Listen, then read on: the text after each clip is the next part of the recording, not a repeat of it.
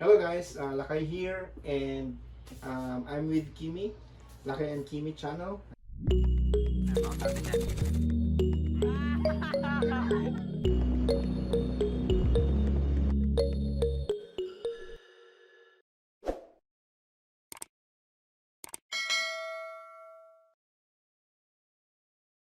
Ayan, salita. Hello! Ayan. Nasa btech computers ulit tayo ngayon. Mag-unbox ulit tayo ngayon. Motherboard naman yung i-unbox natin. Ayan, nasa sa likod natin. Naka-ready na. So, ang ating next product na i-unbox is the MSI MPG X570 GAMING PLUS. Ayan ha. For AMD ito. Ayan. For thumbnail.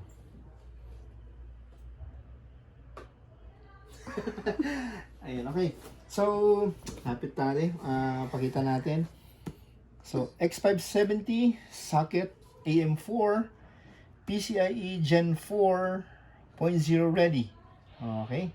So, ito yung mga storage ng latest gen natin, ng mga storage. SSD yan, mabilis yan, Gen 4.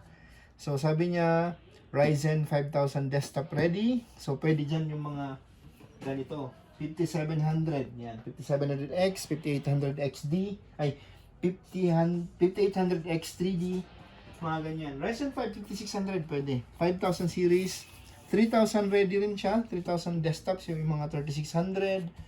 Yan, pwede. And of course, compatible pa siya sa 2000. So, kung meron kayong 2600, pwede pa rin siya. Okay? Ayan, so bubuksan na natin. Box. Lightning Gen, sabi niya. Okay, ito na. Full 80X pala siya, Lods, ha? Full 80X. Okay, so ito na yung ating motherboard. Side lang muna natin. What's in the box muna tayo? What's in the box? Okay, of course, yung ating basic. May CD pa rin, DVD. Nagtataka yung iba, bakit may DVD pa rin? For old system, yung mga walang internet, at least kahit paano install mo pa rin yung necessary drivers para tumakbo yung basic ng ating ating motherboard. Okay, of course, andito rin yung thank you Chorba. We have the ano ba to? Case stand of notification, quick installation guide, brochure, pinaka booklet niya, User's manual or guide. Yan. Basahin nyo muna yung guide bago gamitin. Ito pa, marketing materials. Tornilyo para sa M2 slot, NVMe.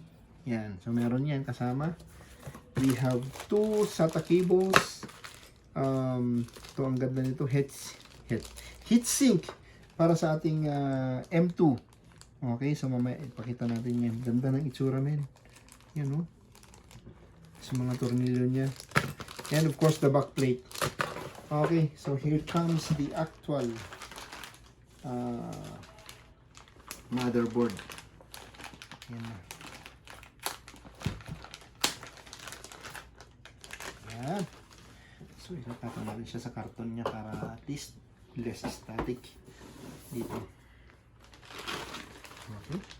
Napatong pa rin. Okay. Ito itsura niya. Ay ko sumabit. Ayan ang itsura niya, guys. Napakaganda. It's red and grayish black accent yung color niya.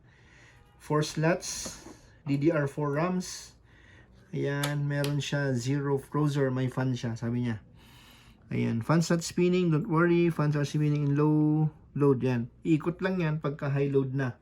So, smart fan yan. Meron tayong M.2 dito. Ito yung mga Gen 4 dato. Tapos isa, dalawa. So dalawang NVMe pwede natin ilagay. SSD NVMe. SAT ay hindi NVMe yan.